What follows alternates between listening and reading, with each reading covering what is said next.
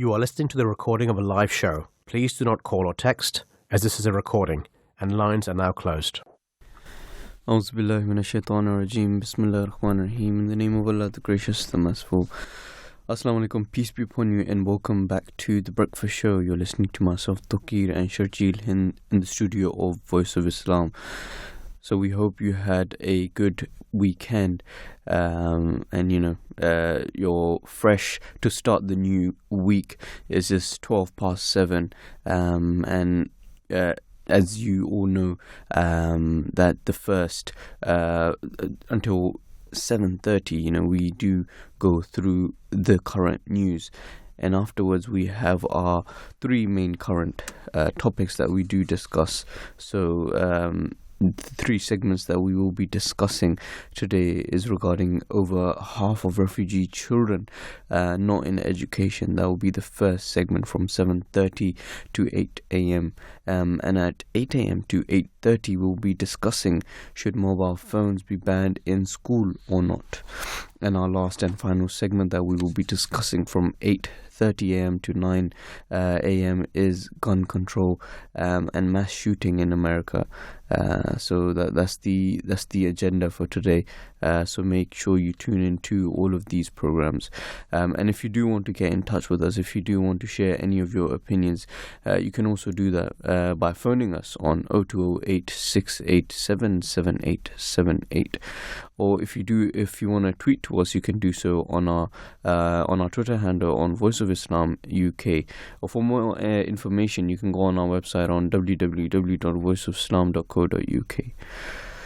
So let's before I do go straight into the breaking news as well, like every weekday we do have a poll for all of our listeners, and the poll that we have for today is we're asking you the question: should mobile phones be banned in school? So do voice your opinion. You can either say yes, no, maybe, or do comment below. We do read the comments out and the result of the poll towards the end of the show. So make sure you do take benefit from that, and you can listen to the results of that towards the end of the show. So breaking news. Amber Rudd quits cabinet, blaming Brexit inaction. Amber Rudd has quit Boris Johnson's cabinet with an outspoken attack on the government's approach to Brexit. The ex-Work and Pension Secretary said the government was having no formal negotiations with the EU about a New Deal, only conversations. Instead, 80 to 90% of Brexit work was spent preparing for an inferior no-deal option, she said. But Chancellor Sajid Javid said that ministers were straining every sinew to get a new deal with the EU. He told the BBC's Andrew Marshall a tremendous amount of effort had gone into securing a revised deal. He added that preparations for a no-deal scenario would concentrate minds in Europe regarding working towards a new agreement. And in other news, Brexit extension, MP to test the new law to limit to avoid delay. The government will test to the limit a new law designed to force it to seek an extension to Brexit deadline if a deal is not reached by 19th of October. Foreign Secretary Dominic Raab said the government would abide by the law, but would look very carefully at its interpretations of the legislation. He said that Britain remained committed to getting a deal with the EU. The law, which should gain royal assent on Monday, aims to stop the UK exiting the EU with no deal on 31st of October, and Prime Minister Boris Johnson has been warned that he would face legal action if he chooses to float it. And Mr. Raab called the legislation lousy and said that it weakened the government's negotiations position in Brussels. He said, and I quote, that legislation is lousy and it invigates multiple delays, and it would effectively force us to accept conditions from the EU. However vindictive and harsh they may be, he told Sky News that Sophie Rigid on Sunday program, and he added that we will adhere to the law, but will also, because this is such a bad piece of legislation, want to test to the limit what is actually lawfully requires. And he insists on testing the law's limit is the responsible thing to do, and accused Labour Jeremy Corbyn of dragging the country into quicksand. Chancellor Sajid Javid said the governments absolutely will not ask the EU to extend the date of Brexit, adding that we will leave on 31st of October. And you know, I think every citizen of the UK, everyone is actually hoping that, you know, we go ahead with this, and that whatever the decision may be, you know, a decision is made as soon as possible, because, you know, Brexit is something which has been ongoing and has been prolonged for so long that I think everyone sort of just wants to sort of get it over and done with.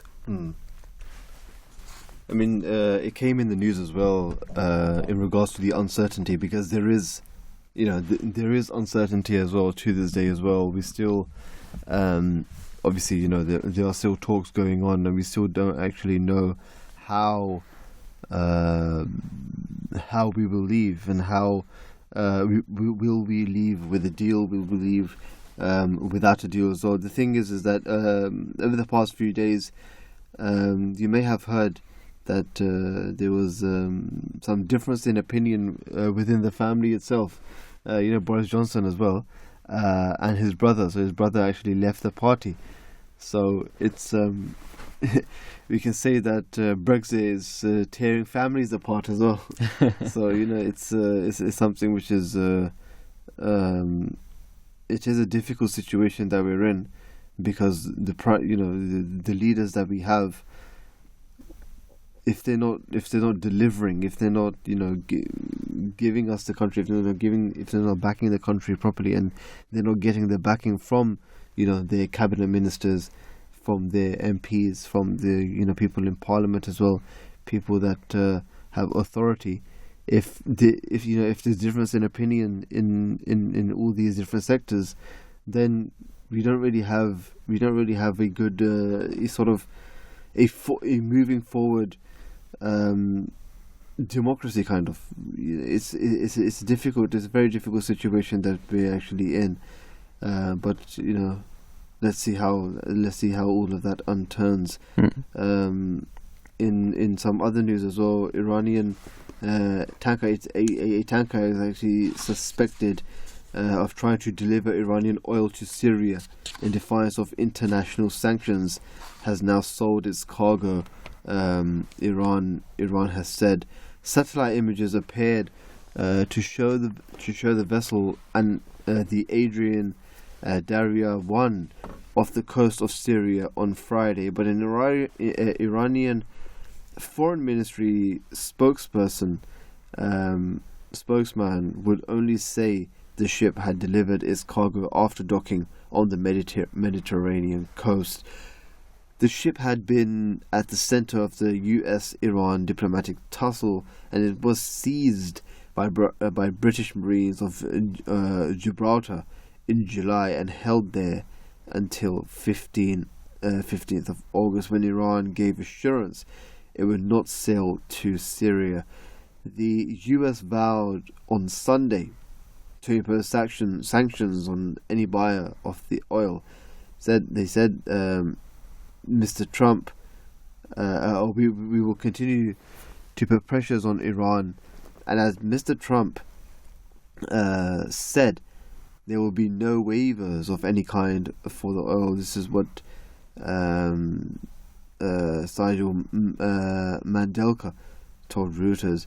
Separately, a British flag tanker seized by Iran in what many saw as a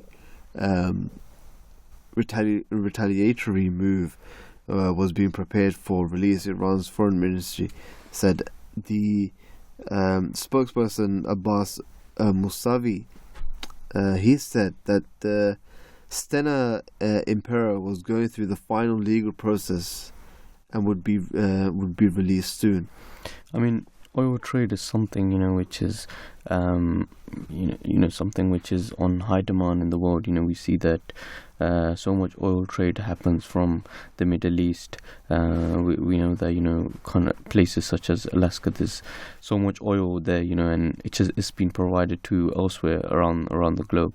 And, most of our cars run on petrol as well. So this is something which the world heavily relies on. High demand, isn't it? And it's just quite interesting. I was listening to a lecture one day, and what they're saying is that we're using so much crude oil that it will eventually run out soon. And they have looked into possibilities that where they look at oil is where there's land. However, they haven't started. There's something which they need to look more into, is that they need to look at seabeds as well. And there are possibilities that crude oil can be found over there as well. But the reality is that it is running out, and at the same time it's harmful for the environment as well. So there needs to be new ways in how we don't burn more fossil fuel, and sort of look after the environment as well. It's a non-renewable energy, isn't it? It's once you use it, you've used it, and that sort of fossil fuel, that crude oil that we're talking about as well, that's used now. So it's not something which can actually come back. And something which companies and governments as well, they're trying to introduce is renewable energy. Something that we can use all over again and again and again.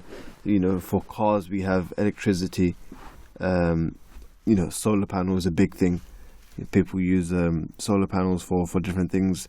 Now electrical cars we've seen, just like I said as well. Battery powered cars, all these things which are actually renewable as well. It's not something, we're not burning something, we're not using something which is just for that one time, sort of like disposable plates or whatever, cups that we sometimes have. We use them and then we throw them away, and that's so bad for the environment as well. Using all these plastics as well. But if we have something which is renewable and you can use that all over again, that's something which is it's not only good for the environment, but also it's more healthy. It's more healthy as well. But one of the bad things is that it's more expensive. If you have an electric car, that's very expensive as well, and it's not the same. It's not the same as a petrol car or a diesel car as well. But obviously, we've done a few shows on how to take care of the environment, of global warming as well. So we have spoken at length in regards to that also. So just moving on to some other news very quickly. Britain's Mohammed Farah has won a record 6 successive Great North run with a personal best time. Farah is 36, finished in 59 minutes, 7 seconds after facing ahead of Ethiopian Tamirat Tola in the final mile.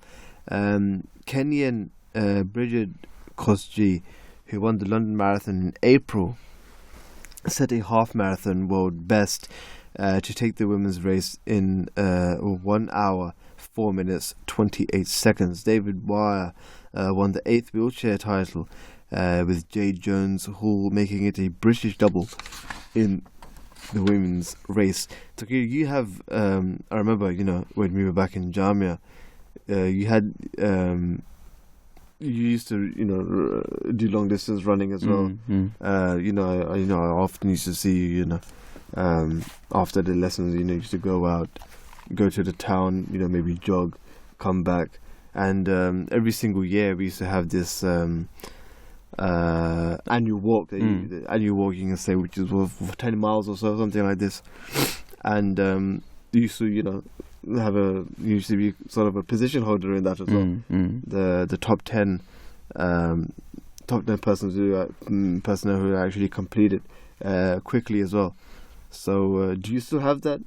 Do you still do that? I mean, to be honest, not as much as I did back in those days. Yeah. Thing about Jamia Ahmadiyya is that because it's in Hazelmere and that is the countryside, I think it's just really nice just to have a jog through the countryside. Fresh air, there's a lot of fresh air. You see a lot of nature, so you enjoy a lot of these walks. And it's good to be active as well, and people like Muhammad Farah, they are very inspiring.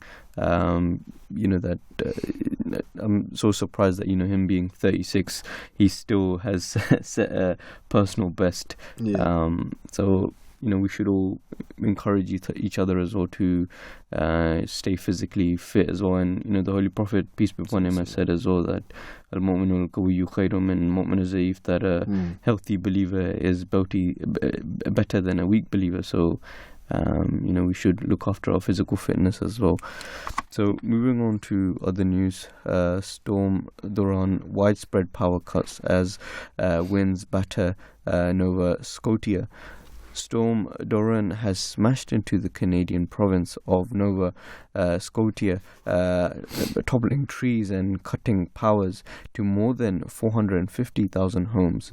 And now a post-tropical cyclone Dorian hit Halifax on Saturday with winds of 100 miles per hour and is due to cross into Newfoundland. The Canadian government said the military would help recover efforts. It comes days after Dorian's devastated parts of Bahamas. The death toll there is 43, but expected to rise. The former hurricane has scrunted northwards up to the U.S. eastern seaboard to Canada. The Canada Hurricane Center has said that it had received reports of rainfall as high as 150 millimeters, which is 6 inches in some areas. We see that there's so many hurricanes in that part of the world, in USA and in places like Florida, towards the East Coast. East Coast, there's so many hurricanes. Every year we'll see some sort of reports which do happen over there. Yeah, I mean, obviously, our thoughts and prayers do go out to all the people that are affected by this as well. The death toll right now is 43, but it is expected to increase as well. Obviously, if there are homes which have fallen over, if there are buildings which have fallen over, there may be a possibility that there are some casualties under the rubble as well. But obviously, wherever we can take care, we can take precautions, we can try and make sure that we're safe, that the authorities are there trying to help them keep safe as well. If there are any panic, if there are any news, if it is in the news that there is a hurricane coming, we should try and take heed from that and move to a place where it's safer to be at that particular time. Like I said, our prayers do go out to all those people that are affected by this. In other news, the Taliban says that Americans have the most to lose from cancelling peace negotiations that sought to end the 18-year war with Afghanistan. So this is sort of an Afghan peace deal, sort of, and the Taliban says the US has most to lose if or when they cancel the talks with them. In a statement, the group claimed all was going well until the last moment. U.S. President Donald Trump fired off a series of tweets on Saturday night, calling off the secret meeting at his Camp David retreat the following day. He said that his decision came after the Taliban admitted being behind a recent attack that killed a U.S. soldier.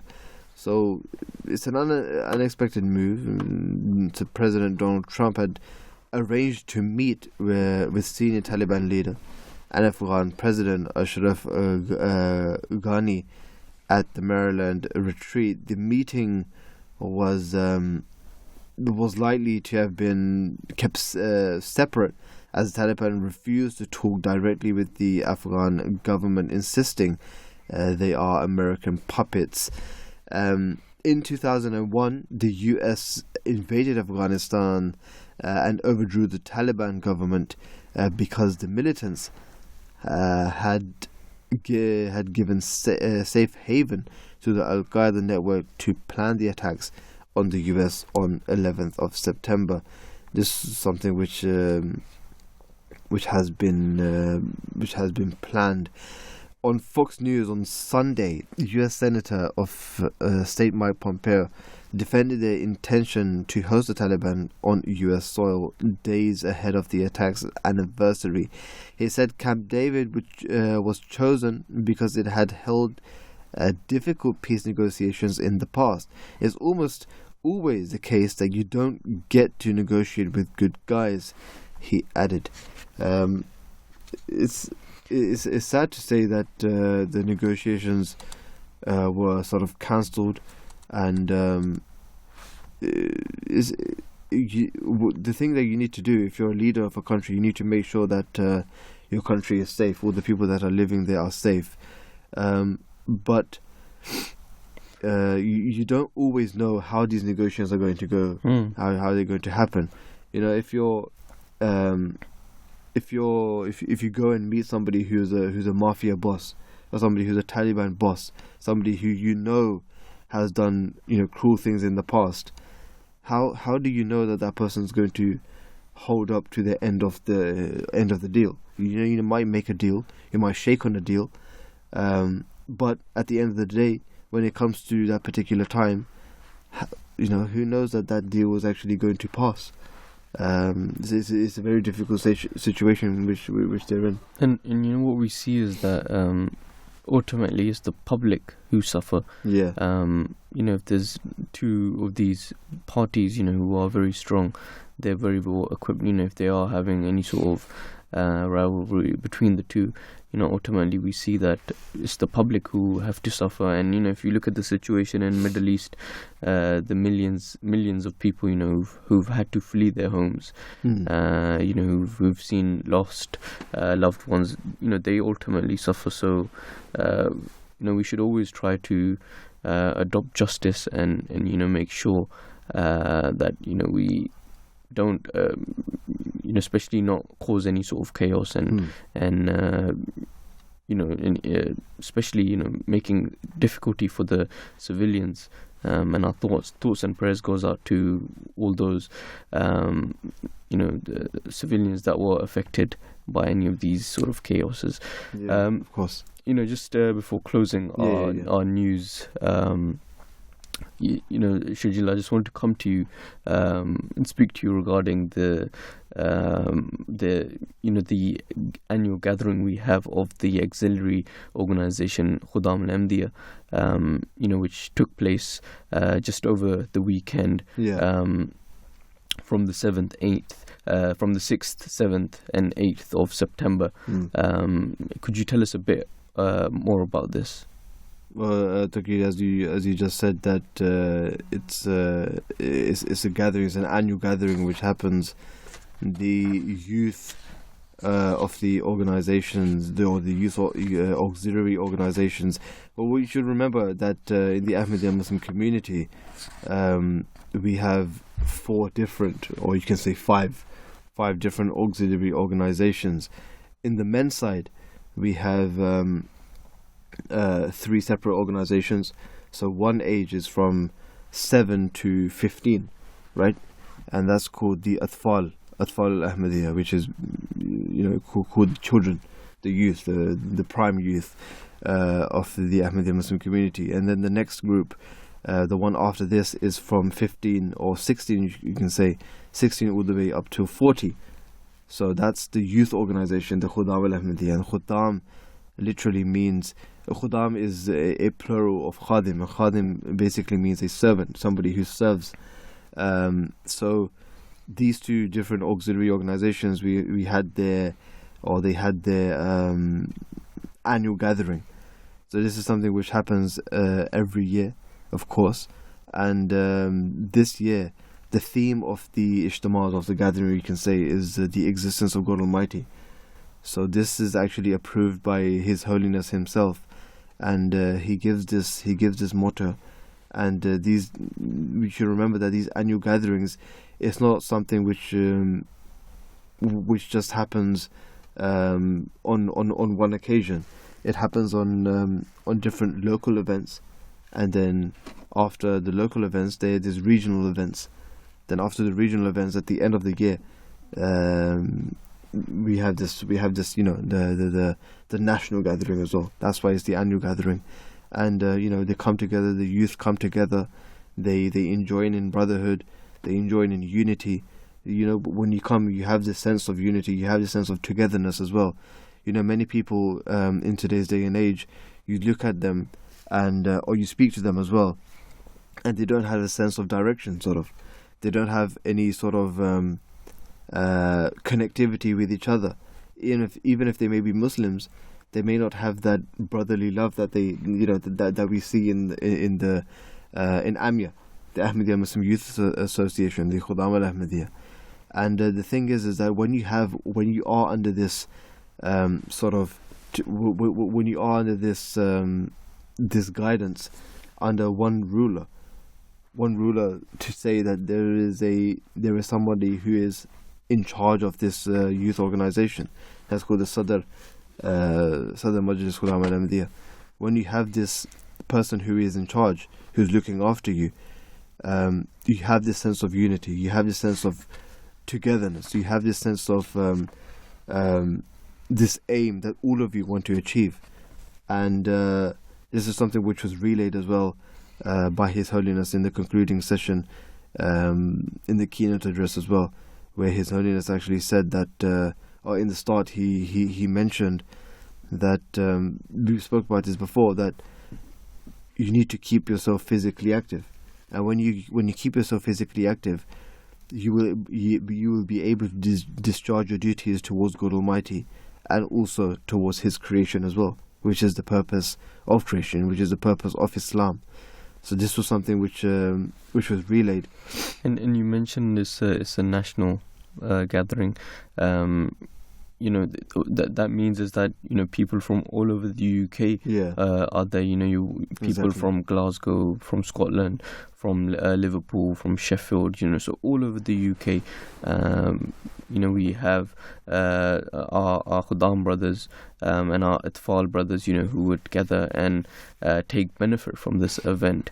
And as you mentioned, that His Holiness, he continuously guides us, and one thing he focused on his speech yesterday was that a nation cannot be reformed without the reformation of its youth. And he said that if the youth truly understand this, then we will be a great benefit to the society as well, and will be a means of reforming the nation itself. Exactly. Yeah.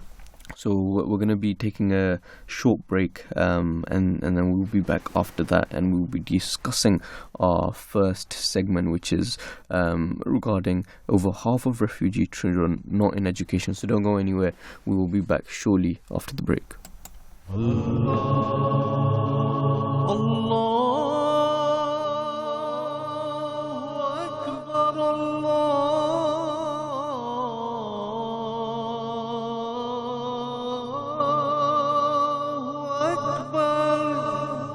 You're listening to the Voice of Islam Radio, broadcasting on DAB and via the internet 24 hours a day.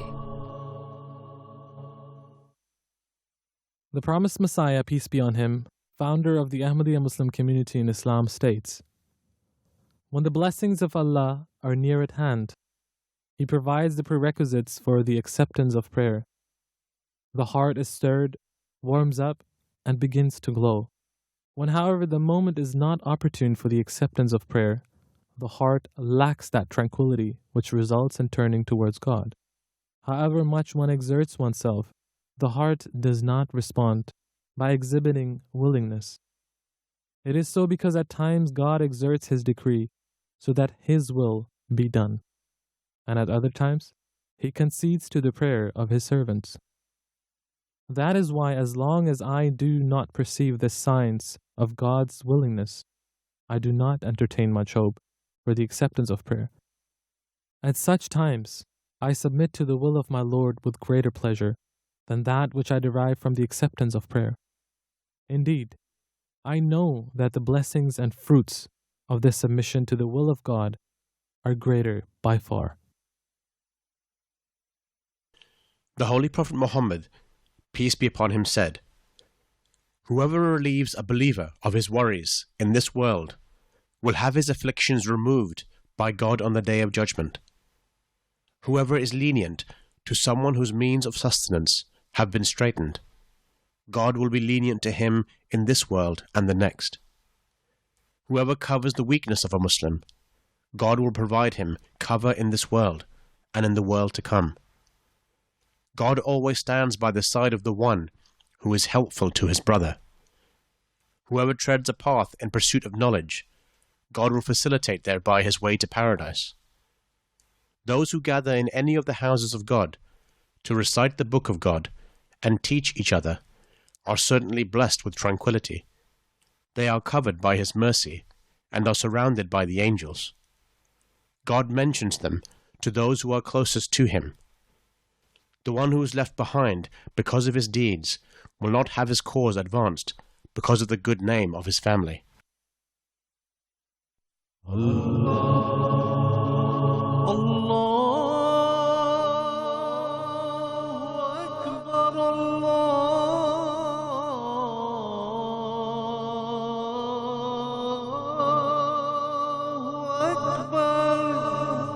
You're listening to the Voice of Islam Radio, broadcasting on DAB and via the internet 24 hours a day.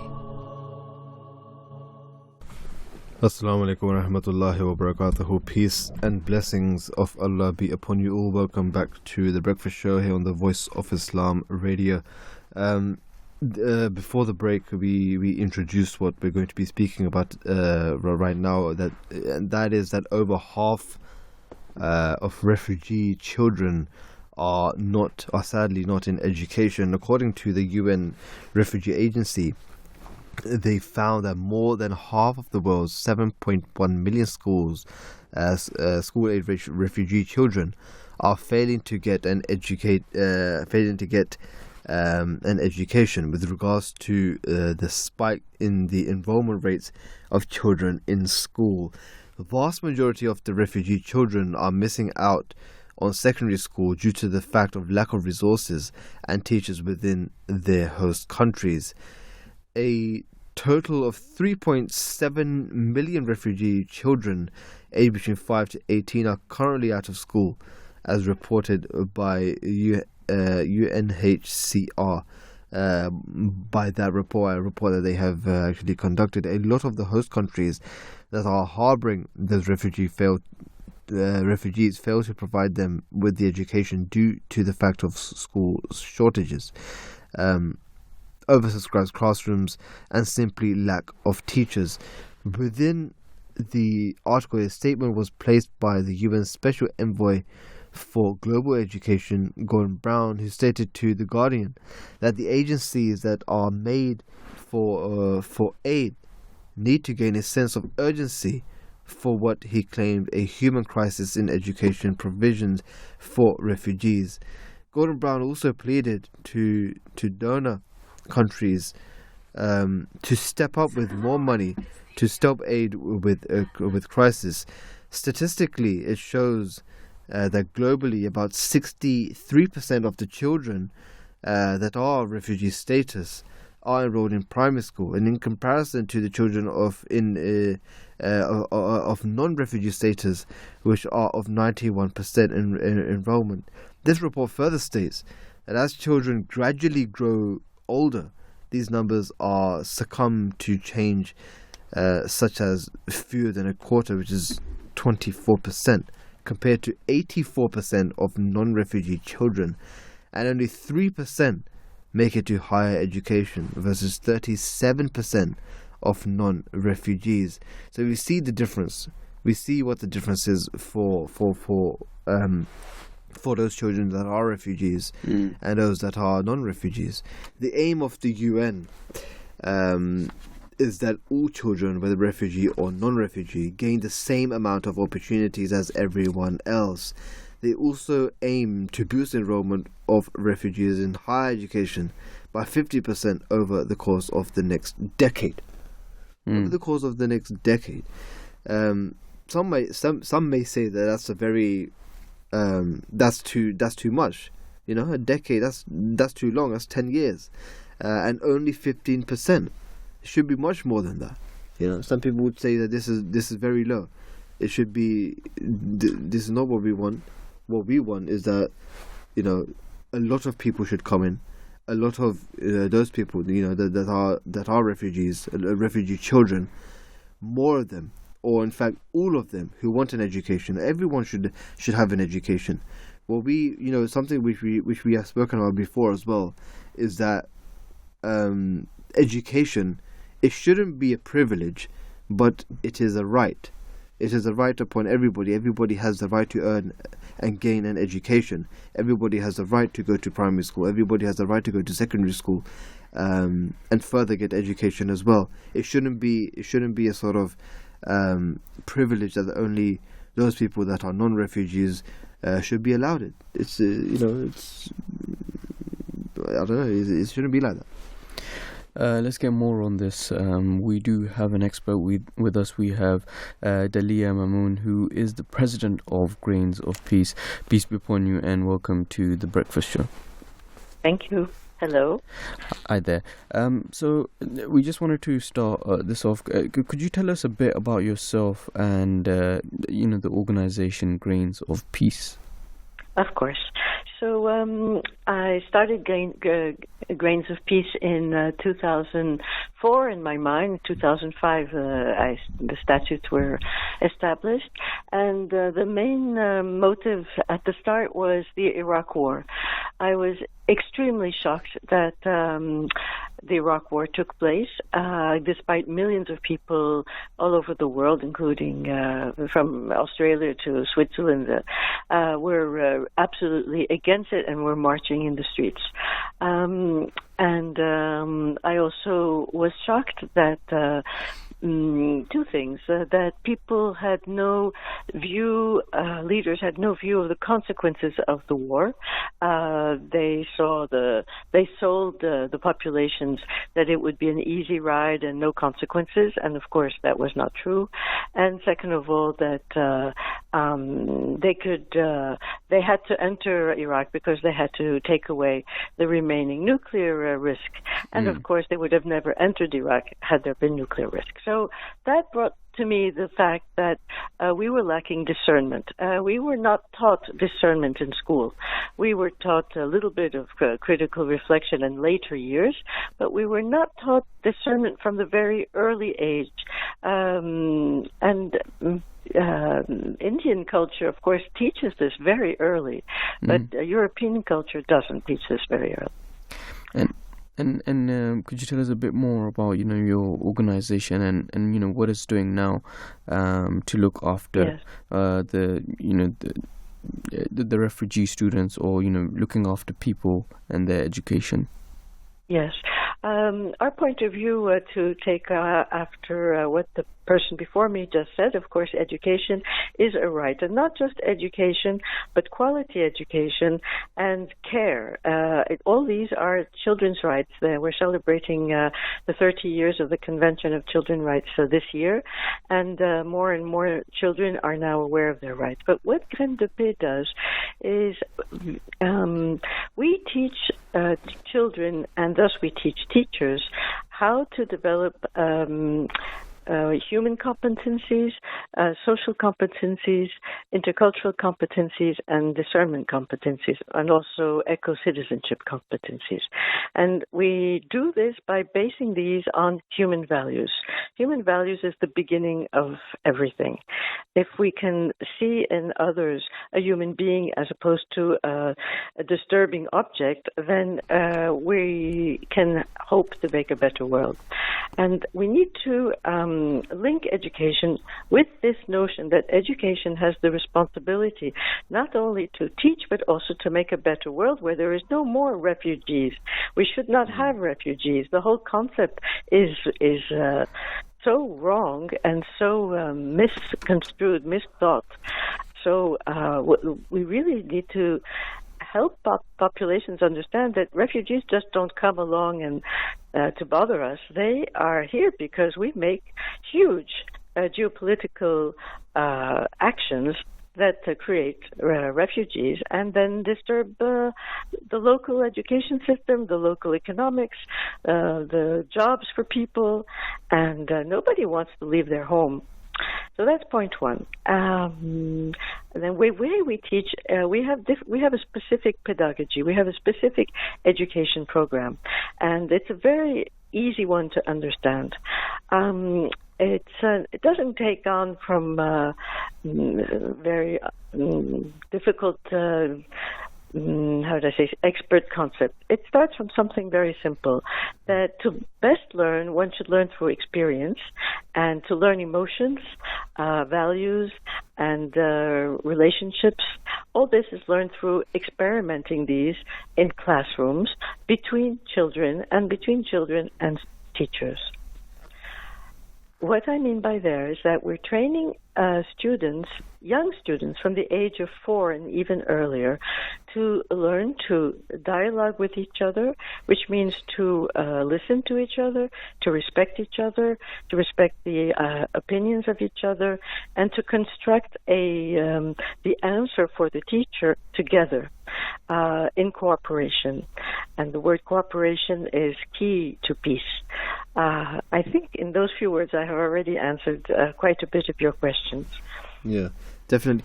You know, there's one other question, which is quite important. So some refugee students, they don't succeed. They don't tend to succeed in school because due to some problems in their personal lives as well. It could be at home or in their community. So in such different situations, how can schools make sure, or the government, or even non-profit organizations, how can they help alleviate these problems and support these children? Yes, it's a key question, and I thank you for this question. The way we teach this cooperative method actually helps develop in children human values such as consideration, appreciation, empathy, of course, kindness, fraternity, solidarity, and help between each other.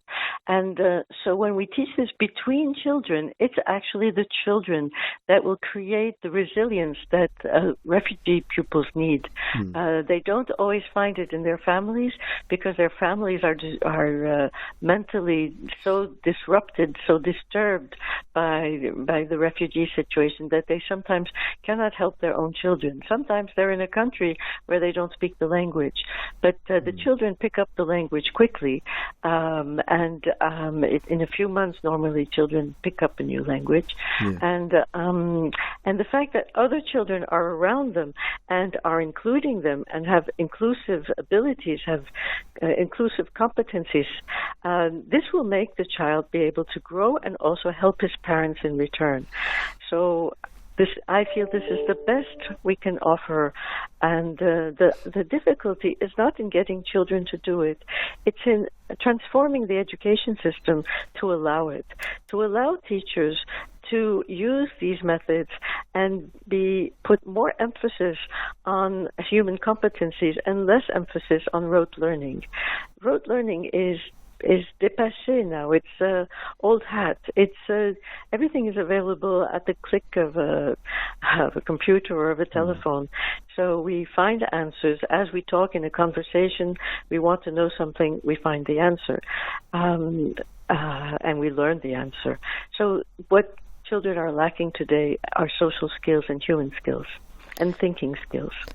And you know, one thing I wanted to ask you was that a lot of these refugees that do come into countries, you know, such as in the Europe, a lot of times, you know, we see that, you know, it's come in the news as well that they don't integrate as quickly as they should. You know, a lot of the times they're bullied as well by other children as well. What should be done to, you know, avoid this scenario? Yes, it's very good that you bring up bullying. In a classroom where there is no inclusion education, no human values, no human competencies, of course bullying is going to happen, be it refugee children or fat children or slow children or handicapped children or any reason, or you're the smartest one in the class, you'll be the bullied one. So by our pedagogy, we avoid bullying from the grassroots. In other words, from the beginning. There is no bullying when you learn to work together and appreciate each other. You do bullying because you're unhappy. You bully the other because the other has better grades than you.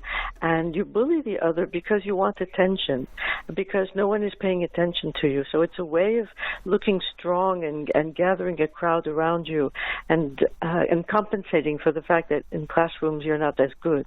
And if you reverse the education and you make sure that education has one single goal, to help children grow in all their facets, their psychological facets as well as their mental abilities, then children have no need to bully and they learn to love each other and in a way where they are in solidarity with each other, so that if someone tries bullying, the other ones will say, "Hey, come on, he's a friend of ours.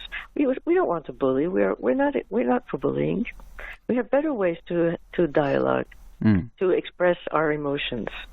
And this is very important also, emotional education. This is a key thing that we really work on, how to help children develop their emotional intelligence. And bullying disappears when you have emotional intelligence. Delia Mamoon, President of Graines of Peace, thank you so much for joining us today here in the studio of Voice of Islam. It's been a great privilege. Thank you. Thank you. Bye-bye. Thank you. 0208-687-7878. That's the number to call if you do want to get in touch with us, if you do want to voice your opinion, or if you want to tweet to us, you can do so on our Twitter handle on Voice of Islam UK. So, you know, one thing I really enjoyed what Delia Mamoon said. She said that, you know, the governments need to realize that due to their geopolitical actions, you know, they're making the people leave their homes, you know, not due to any other means, due to geopolitical actions.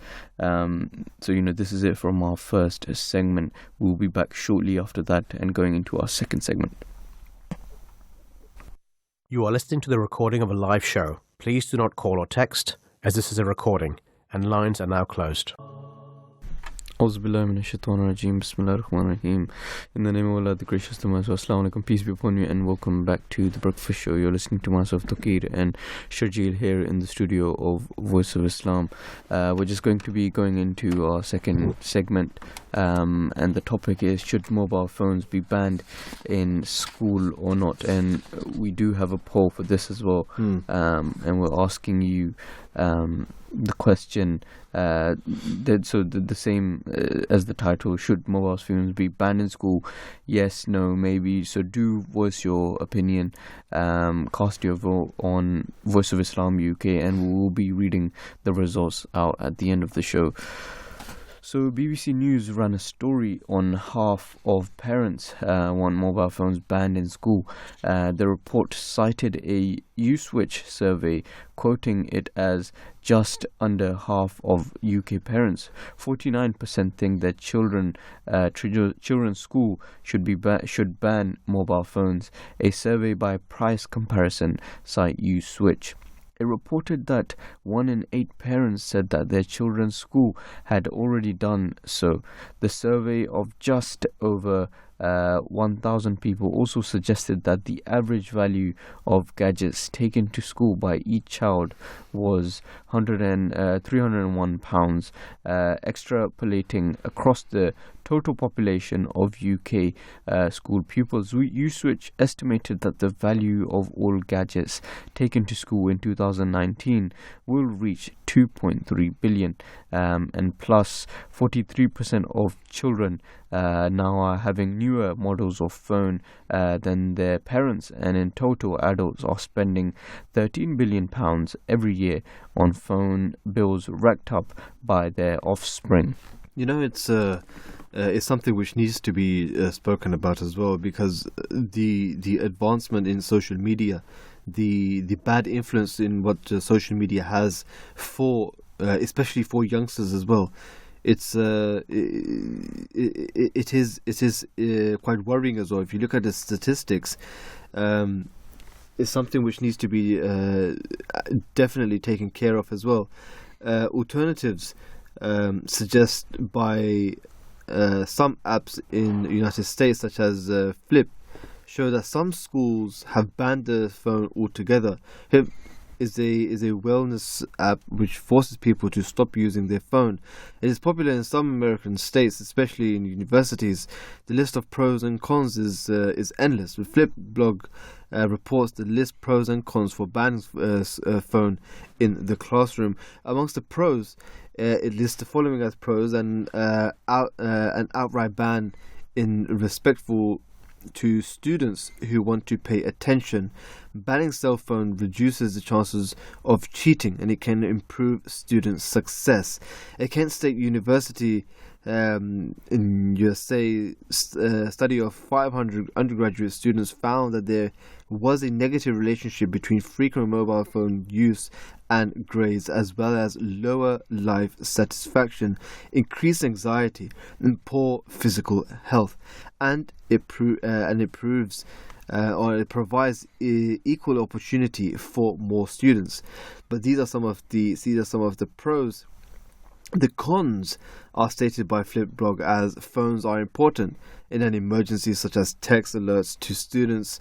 Phones can be effective learning tool. A mobile phone ban avoids a teaching opportunity. We need to find a way of balancing the use of mobile phones in schools with technological stimulation.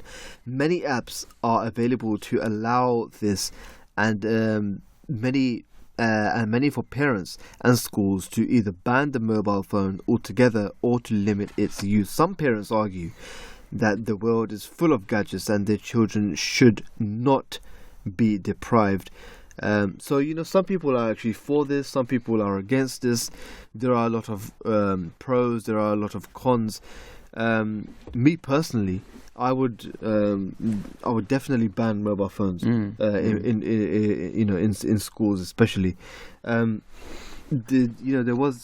Just adding to that as well, Shruti. Yeah. I mean, obviously, because we have studied in Jamia. I was just gonna say that as well. Yeah. in Jamia Ahmadiyya UK for 7 years, and one of the rules is that you're not allowed to have a mobile phone with you at all times. So, for example, I used to live in London, and I would go home over on the weekends as well. But as soon as you enter the Jamia premises, you were instructed to hand in your mobile phone. Yeah.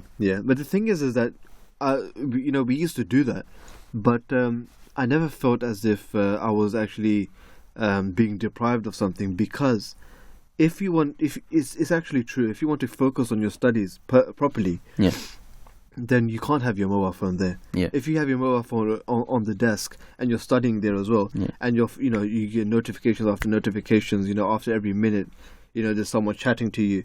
There's somebody's uploaded another picture. Somebody's liked another picture. Somebody's watching a video. This and that. There's so many notifications that are going on. It's very difficult to concentrate. And even if you do put it on flight mode, even if you do put it on, do not disturb as well, then what's the point of the phone being there? You might as well just, put it somewhere else, somewhere where you don't have access to that. And especially, speaking of our experience in Jamia as well, if you want to concentrate properly, especially for exams, then you can't have any sort of distractions like this, man. It's very difficult. Something which we need to actually realize is that when mobile phones come into the classroom, some people, and we listen to this as well, we talk about this as well, that the cons are that people say that if mobile phones are banned, mobile phones can actually be used for learning process as well. They can actually be used for educational purposes. But I must say that if 10 people have mobile phones in the classroom, maybe one of them, if we're pushing it, maybe one of them will use it for educational purposes. The other the other 9, if there's 10 people, the other 9 will use it for communicating with each other or something like this. For educational purposes in the classroom is something which I don't think that anyone would ever do that. I mean, especially at the age of 18 to 19, when you are sort of learning as well and you are growing up as well. I think, and I think especially for those students who are who are just sort of exploring these different sort of apps as well, it's you really can't sort of control yourself in that situation, and even no matter how mature you are, it will still distract you even if you are trying to study. I mean, it happens to us even now, even to I think adults, they still get distracted with mobile phones, not as much as the teenagers would, but it's still very distracting. Sometimes you see that mobile phones, they're coming in the way of actually socially meeting with one another. You see at social gatherings that in one room, even on maybe the dinner table as well, people, the whole family is trying to eat, but one person or two people will have their mobile phones in their hands and they're eating with the other hand. They're texting away, or they're doing something on, they're surfing the net or wherever with one hand, and they're not actually paying attention to their food, and more importantly, they're not actually paying attention to the people that are around them, the family that they're sitting with. In one room, there may be people sitting there, and they wouldn't actually talk to each other to communicate with each other. If they want to speak to each other, they will do it via text, and that's something which is quite remarkable. How can how can this actually happen? If you're sitting in a room with somebody, you don't speak to that person. All you do is drop them a text, and then they reply by the text. You're sitting in the same room, and this is something which happens now as well. So, mobile phones, they definitely they do have their advantages as well. But when it comes to certain things, you do need to put your mobile phone away. I've seen some people, they can't live without their mobile phone. Every single second that they have free, they open up their phone, they go on different apps, and they look at their their feed, they look at their different posts, they look at what other people are posting, or they're texting away, or doing something on their phone, and then they put their phone away. 2 seconds later or 2 minutes later, they open up their phone again, and they go on the same app, or they go on their phone and they're doing other stuff as well. Some people definitely, they can't live without their phones. They can't concentrate without their phones. But I must say that during Jamia, when you had your phone in, for the week, there's no sort of tension. I don't know about your experience, Dr. but for me, it was as if I gave my phone in, and then you're sort of tension free. You don't have any notifications. You don't have any sort of communication with anybody. Definitely, there are phones over there as well, which you can the landline, you can call your parents or you can call anyone who you want to in case of any emergency. In case of anything, yeah, exactly. But the thing is that if you don't have your mobile phone in your pocket, you're free.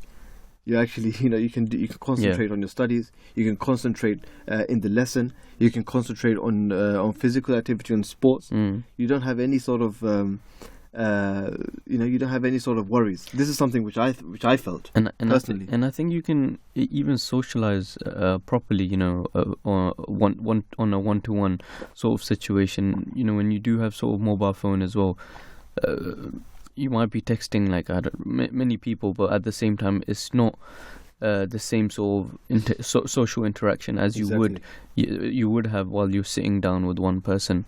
And I think, especially at that age, schools should try. They should try to, even if students do bring their mobile phones, they should try to be a little strict, and confiscate the mobile phones and give it to them until they finish school.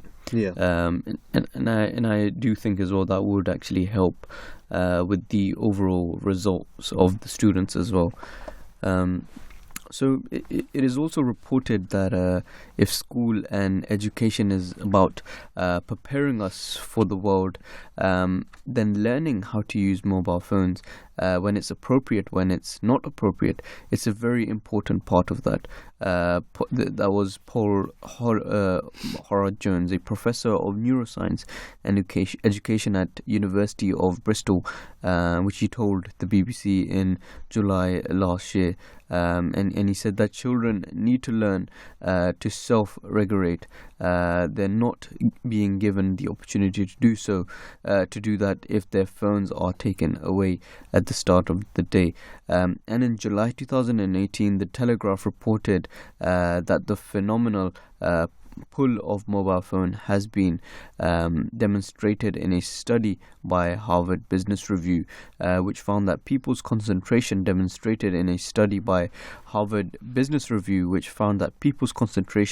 would be disrupted even by the presence of a switched off mobile phone on their desk. So, it just goes to show you that how attractive they are, isn't it? How attractive mobile phones are. Obviously, with every single year coming in, there's new phones coming in, there's new gadgets, there's new apps. The camera gets better, everything gets faster, the software gets faster, the hardware and everything. Obviously, there is definitely an attraction with mobile phones as well. And the thing is that this is such a gadget which everybody wants. You see that some people, they will have two phones. Some people, and I remember His Holiness mentioned this as well. Is one of his in one of his addresses. We see in some developing countries, some poor countries as well, and some countries which are developing. Some people in those countries, or most people in those countries, they will have a smartphone. They will have one of the latest phones. But when it comes to other essentials, because mobile phone is not an essential, it's a luxury, you can say. When it comes to essentials such as having a good education, or having clothes to wear, clean clothes to wear, having a healthy diet, having food to eat. When it comes to these basic necessities, they will be deprived of that. But they will use their phones they will use their money to get the latest phone. And this is something which it is something to think about as well. That this is how much the attraction is, especially in developing countries also. So it is something which needs to be regulated. But I don't agree with what he said. Harvard, what that person said. What's his name? Paul Howard Jones. That yes, children, they need to have the ability to regulate how much they should use their phone, how much when they should use their phones and when they shouldn't use their phones. But what he said that they wouldn't be given that opportunity if you just take their phones away from the start. If they have their mobile phones in their hands, they will definitely use it. And unless you take it away for a period of time, then they will actually realize that, we can actually live our lives, or we can actually spend 1 or 2 hours or 3 hours without our phones. It's not a big deal. It's not something which we definitely have to have in our pockets, in our hands as well. It is definitely something to think about. In 2 tests of cognitive ability involving 800 people, participants who left their switched off phones outside the room achieved satisfactory, significant better results than those who left them in their pockets, who in turn scored higher than those who left them on their desks.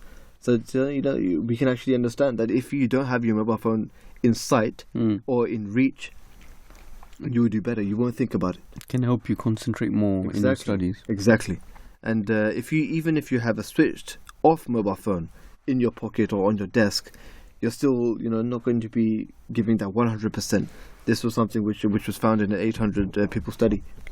And from an Islamic point of view as well, we see that modern innovation. Islam is a religion which teaches us about the balance in our life in relation to anything we do, and it covers by the topic dealing with we do not waste Allah's favors by exceeding the bounds, which he mentions in chapter 6 verse 142. And smartphones give access to the dark internet, which is of concern, and basic phones for contract pose less threat than smartphones.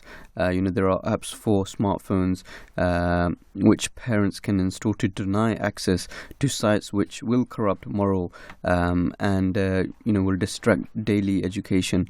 There's something which His Holiness mentioned yesterday as well in his speech at the annual gathering, the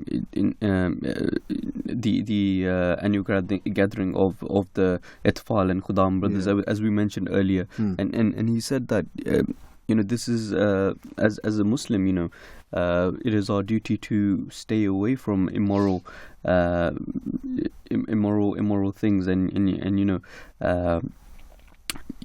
a believer should try to be as chaste as possible. And His Holiness mentioned that it is because the wrong side of technology, which is actually moving people away from religion, and he mentioned that if you looked at the companions at the time of the Holy Prophet, peace be upon him as well, there were those companions who had actually they became very well known even in the modern world, and they had excelled in secular knowledge. But at the same time, when they did have so much wealth as well and money, they still inclined very much towards religion, and this is something which one should focus as well. As you do have like the sort of latest technologies and stuff, but one should remember that this doesn't distract me from not offering my 5 daily prayers. Exactly. And regardless of whatever sort of technology you have, make sure that you still do give precedence to your faith as well. Over all worldly objects. It's very important that we mention this as well. And something which you also mentioned, Tokir, which His Holiness also mentioned. And that was when Hazrat Muslim, or the second Caliph of the Ahmadiyya Muslim community, when he started this youth organization, when he started the youth organization, he actually set the motto for that. And that was quite rightly what you mentioned before as well, Tokir, was that a nation cannot be reformed without the reformation of the youth.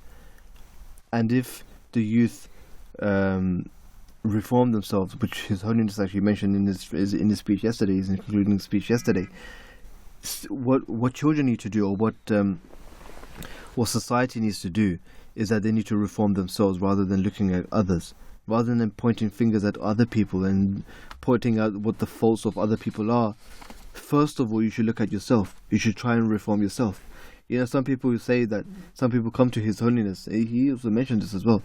That some people come to His Holiness and they say that, Huzur, or His Holiness, please pray for us. Please pray for our children, that our children become pious as well. what His Holiness mentioned was that if you become pious yourself, then automatically your wives, your children, they will become pious as well. There's no need to give long lectures. There's no need to instill good discipline physically or something like this. What you need to do is you need to portray a good example for yourself also. Once you do this, then your surroundings, they will become pious as well. So if you reform yourself, then the whole society can be reformed. But this can only happen with a true urge, with a true enthusiasm, and with prayer. Without these things, it will be very difficult as well. And if we want to reform our nation, which His Holiness mentioned, our main objective should be that we should reform the nation that we're living in. So we cannot do that if we don't reform ourselves. And if we are giving up, or if we're, if we're falling to the traps of social media, if we're falling to the traps of all these different technologies, which are, if we use it in the wrong way, then it can lead us towards Satan as well. It can lead us towards bad things. If we regulate ourselves, if we look at, all the bad things, and if we shun them, if we completely forget about those things and only focus on the good things and reform ourselves, then we will be able to reform the country, the nation that we're living in. And then, inshallah, we will be able to reform the whole world that we're living in a very moral and a very religious, spiritual world, which is ultimately the goal for all of us. So this is it from our second segment. Don't go anywhere. We'll be taking a short break and we'll be coming back after that, and we'll be discussing gun control and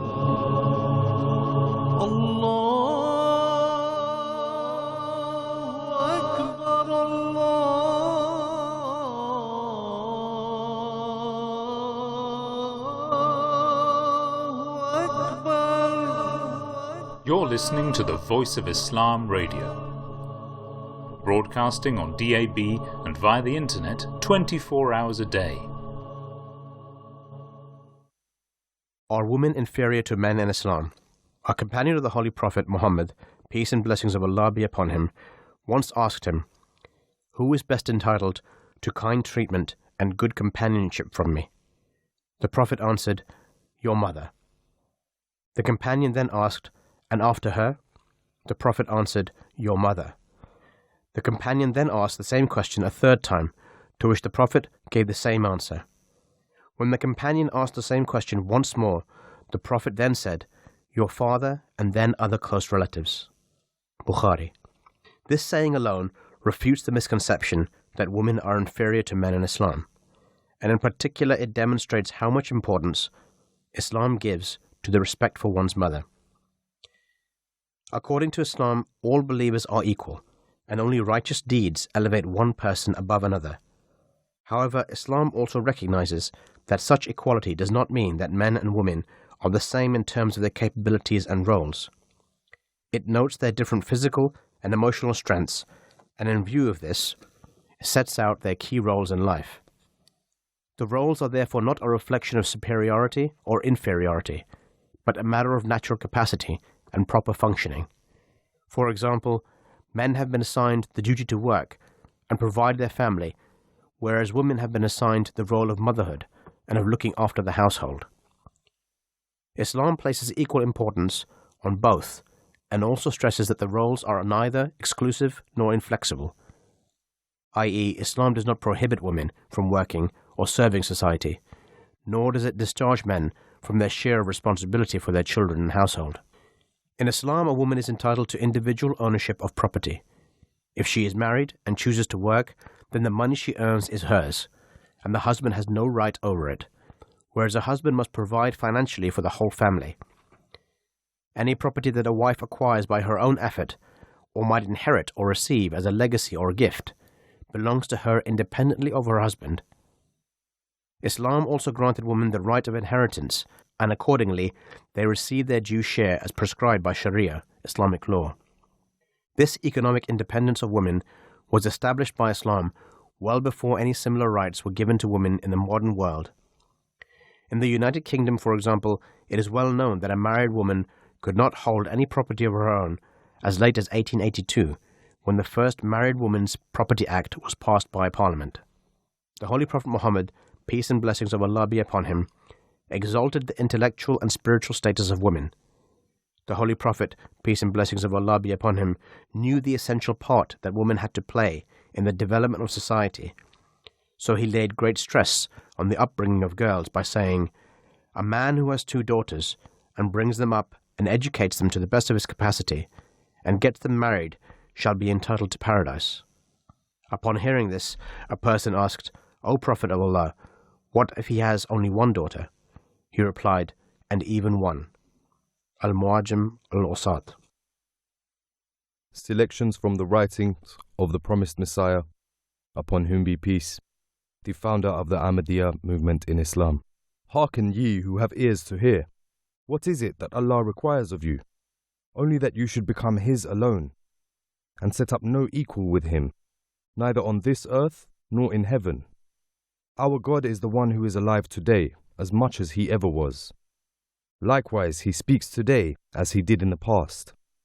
He hears as He used to hear. To think that He only listens but does not speak in this age is a vain belief.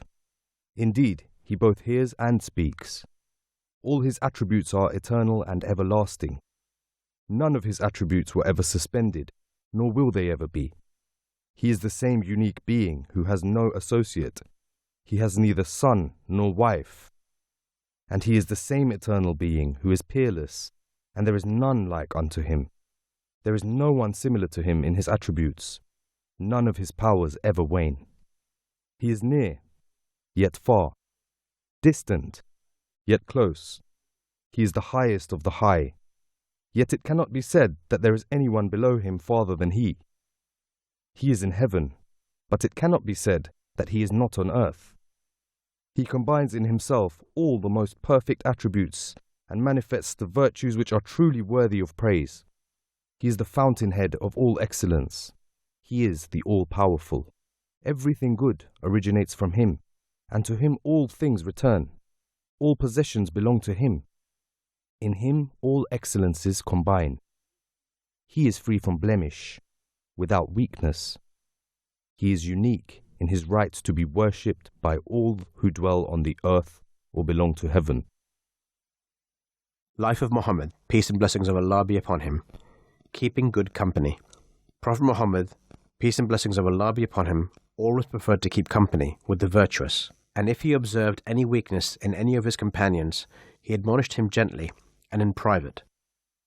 Abu Musa Ash'ari, peace be upon him, relates, "The Holy Prophet, peace and blessings of Allah be upon him, illustrated the benefit to be derived from good friends and virtuous companions."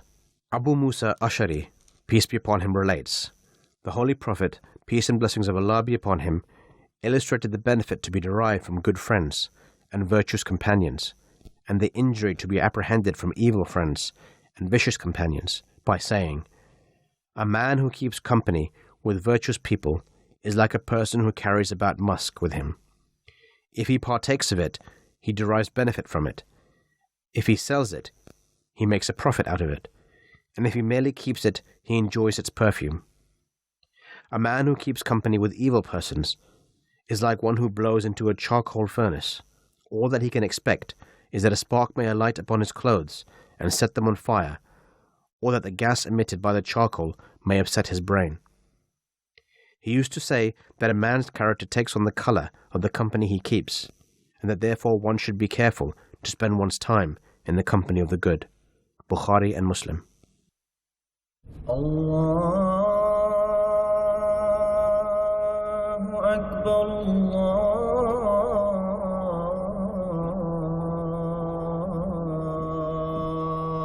Akbar,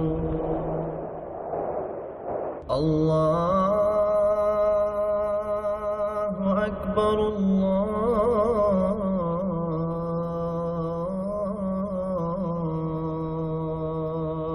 Akbar. أشهد أن لا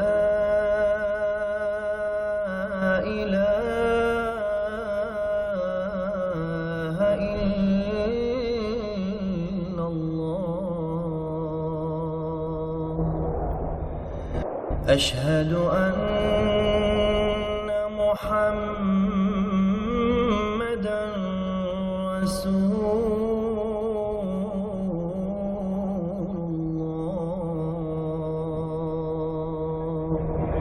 You're listening to the Voice of Islam Radio.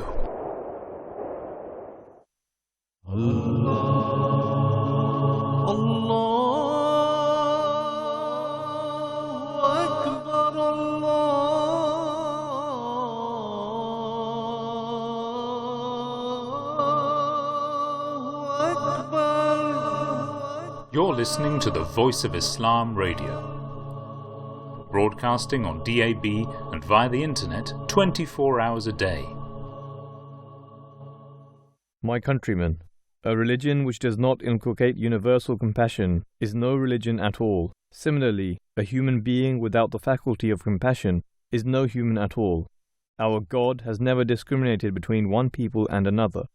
This is illustrated by the fact that all potentials and capabilities which have been granted to the Aryans have also been granted to the races inhabiting Arabia, Persia, Syria, China, Japan, Europe, and America. The earth created by God provides a common floor for all people alike, and his sun and moon and many stars are a source of radiance and provide many other benefits to all alike. Likewise, all peoples benefit from the elements created by him, such as air, water, fire, and earth, and similarly from other produce created by him like grain, fruit, and healing agents, etc. These attributes of God teach us the lesson that we too should behave magnanimously and kindly towards our fellow human beings, and should not be petty of heart and illiberal. A new station, the Voice of Islam, with live discussions, religion and culture. Understand the true teachings of Islam with the Voice of Islam. Assalamu alaikum wa rahmatullahi wa barakatuhu. Peace and blessings of Allah be upon you all. Welcome back to the breakfast show here on the Voice of Islam Radio.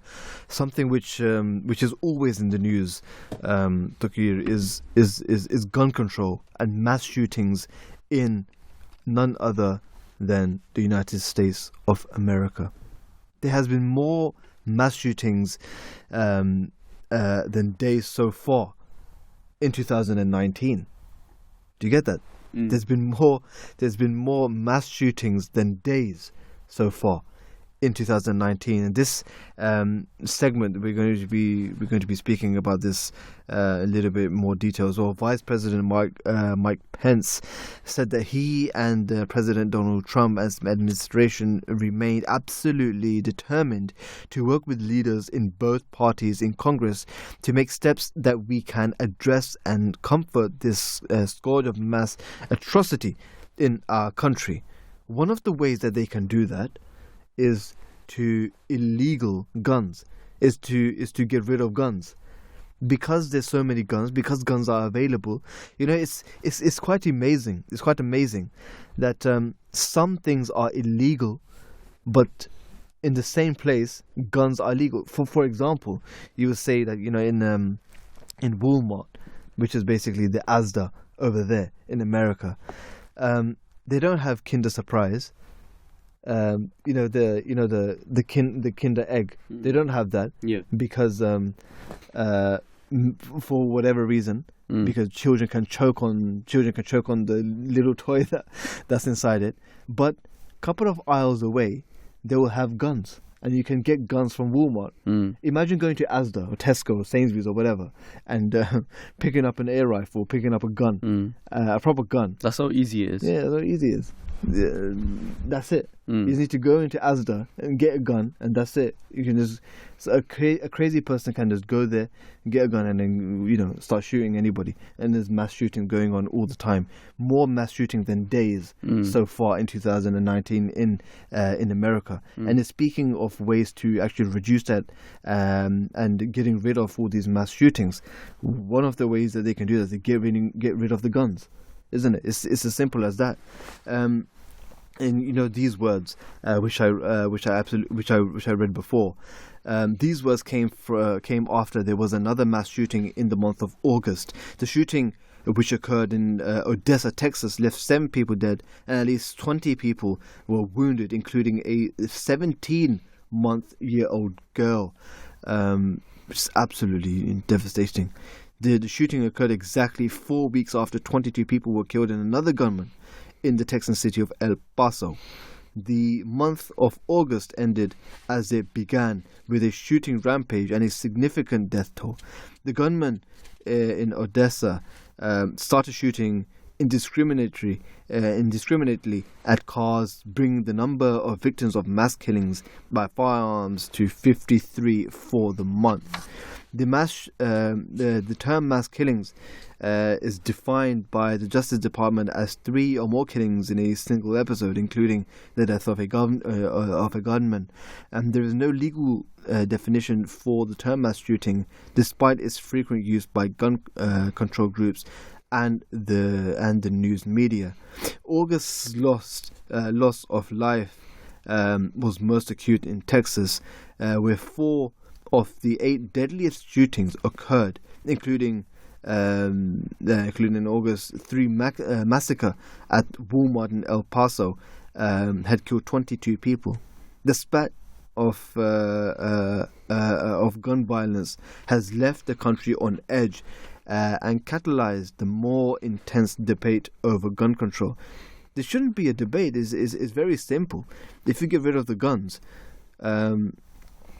maybe they should try this. 1 month or 2 months, they should get rid of guns, or 1 year they should get rid of guns, and see how that affects the mass shootings which actually occur over there. Definitely, what they will see is they reduce. They wouldn't see this. I mean, just comparing that to the UK, we see that even police officers are not allowed to carry any sort of firearm. And obviously over here as well, there is knife violence. I'm not denying the fact that there is knife violence over there, but if you compare that to the United States, as you looked at the reports, the amount of casualties which have been caused there is tremendous. Just regarding that as well, I wanted to read out a few figures. Yeah. Some of the mass shooting and the aftermath of it. So in Dayton, Ohio, on the 4th of August 2019, number of deaths was 9. In El Paso on the 3rd of August 2019, there was number of deaths was 22. And in Gilroy on the 28th of July, there was 3 deaths. In St. Louis County on the 6th of July, there was 5 deaths. And in White Swan in Washington on the 8th of July, there was 5 deaths. In Virginia Beach, 31st of May, there was 12 deaths. And Aurora on the 15th of February, there was 5 deaths. And in Sebring in Florida on the 23rd of January 2019, there was 5 deaths. So just reading the statistics, it's something which is happening every single month. There's always something going on, and like you mentioned, there's more mass shooting than days, and that's 2019, yeah, and that's very shocking, and they really need to take action with this. We see that in the media as well, that Islam is being attacked in the most vile way. If anyone has been caught with any sort of attack, the media is very quick to label that as terrorist attacks. But we see that there's so many attacks happening in America, and it's ongoing. But they don't unfortunately they don't reach the main headlines in the news because it's not as interesting, or it's not. It doesn't sell as many newspapers as it would when you would be labeling it if it is a Muslim who was to be committing such authority. Exactly. You hit the nail right on its head, Tuki. Like if it was happening, if there was a gunman who actually only killed 2 or 3 people, and 2 or 3 people is a lot as well. I'm not saying that's nothing, but even if that person killed 2 or 3 people, and it was so happened to be a person who was a Muslim, and that person would get a lot of coverage in the media as well, all around the world. But we see that these people, these stupid people, you can say, they go out and they start killing 22 people, 9 people, 5 people, 12 people in different occasions, but they don't get that much coverage as well. There's been more mass shootings across the United States than days, something which we mentioned before as well, in 2019. And this puts 2019 on pace to be the first year since 2016 with an average of more than one mass shooting a day. Wow. So that's just think about the statistics over there. As of September the 1st, which was the 244th day of the year, there have been 283 mass shootings in the United States, according to the data from the non-profit Gun Violence Archive, the GVA, which tracks every mass shooting in the country. The GVA defines a mass shooting as any incident in which at least 4 people were shot, including the shooter. The total of 283 mass shooting includes several high profiles mass casualty attacks, 2 of which happened within 24 hours of each other. The GVA said that there have been 37,662 total shooting incidents, resulting in 9,932 gun deaths and 19,868 injuries as of September the 1st. The last time the mass shooting toll top days of the year was 2016, which we mentioned before as well, which had 382 mass shootings. The most in any year since the Gun Violence Archive started keeping track of this. The past 2 years came close with 346 mass shootings in 2017 and 340 in 2018. In the aftermath of the Texas and Ohio shootings earlier in August, there have been calls for increased background checks on firearm purchases. President Donald Trump said that he was looking to do background checks, looking to do it, just do it, and ban it. But he appeared to reverse that position after a phone call with the chief executive of the National Rifle Association, Wayne LaPierre, said, "I'm also very, very concerned with the Second Amendment, more so than most presidents would be. Please don't realize we have very strong background checks right now." On the 4th of September, the San Francisco city government has formally labeled the pro-gun lobby list, the lobbyist National Rifle Association, the NRA, a domestic terror organization. Yeah, that's quite a big, bold statement. But it is something to look into as well. Just in terms of the Islamic point of view, Shajil, I just wanted to, I remember a saying of the Holy Prophet, peace be upon him, and obviously do correct me if I'm wrong as well. He said at one occasion that the killing of one life is as if the killing whole of mankind, and saving one life is as if you are saving the whole of mankind. It's mentioned in the Holy Quran. There's something which is mentioned in the Holy Quran, and this is how God Almighty has emphasized it, that this is how wrong it is, and very beautifully in that verse, it just goes to show you that if you are to help other people, if you were to do good in the society, then it's a way of building bridges. It's a way of saving the whole of mankind, and the opposite. If you were to create disorder in the world, if you were to cause harm to the society, cause harm for the people, is as if you're causing harm to the whole of the society.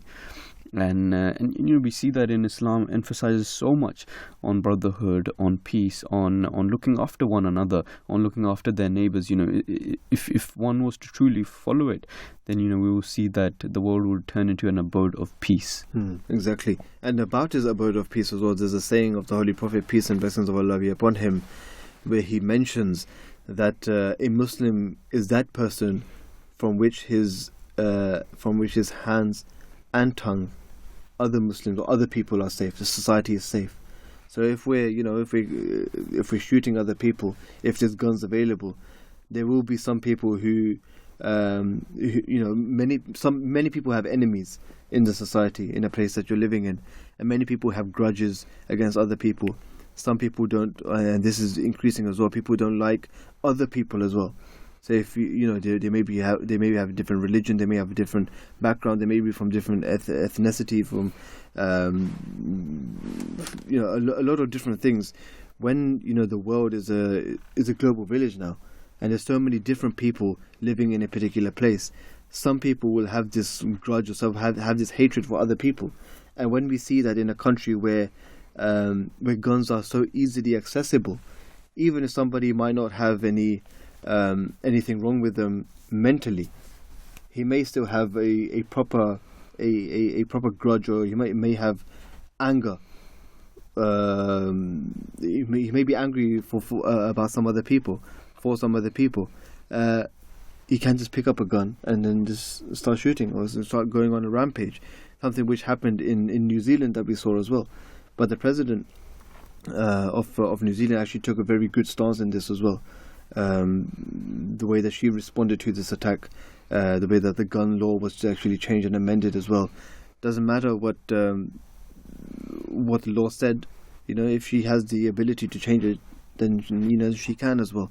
And what we need to do is we need to make sure that our society is in a very good place. There's another saying of the Holy Prophet, peace be upon him, talking about peace and tranquility, that he is not strong or powerful who throws other people down, but he is strong who masters his anger. So in a similar narration, he said that he who subdues anger is really a courageous person, and a man of strength is not one who overpowers an opponent, but it is he who in a moment of intense provocation exercises restraint. This is very important. And if we put our personal grudges aside, if we put our personal enmity or anger aside, and if we subdue that, and we don't actually, we don't go out there physically abuse somebody, or verbally abuse somebody, or on social media abuse somebody, or bully anybody on whatever means that we have. If we try and control that, then we will be able to give rights to others instead of demanding our own rights. Absolutely. So we did ask you a question as well on our Twitter handle on Voice of Islam UK, and we asked you the question: should mobile phones be banned in school? So 30 of you voted. 73% said yes, 10% said no, and 17% said maybe. So we see that a vast majority, 73%, have said that schools should be that phones should be banned in school. And this is something which we were discussing as well, that it completely distracts you from your studies, and definitely the schools should adopt this. Yeah, absolutely. And if you do want to get in touch with us, you can do so. Obviously not now as the breakfast show is finishing, but you can contact us weekdays from 7 a.m. to 9 a.m. And also we have the live drive time show, which is from 4 p.m. to 6 p.m. You could do so by calling us on 0208 687 7878, or you can tweet to us on our Twitter handle on Voice of Islam UK. For more information or to listen to any of our programs, you can go on our website on www.voiceofislam.co.uk. We do hope that you've enjoyed our program today, and you do keep in tune for our daily shows. So this is it from us. Assalamu alaikum wa rahmatullahi wa barakatuh.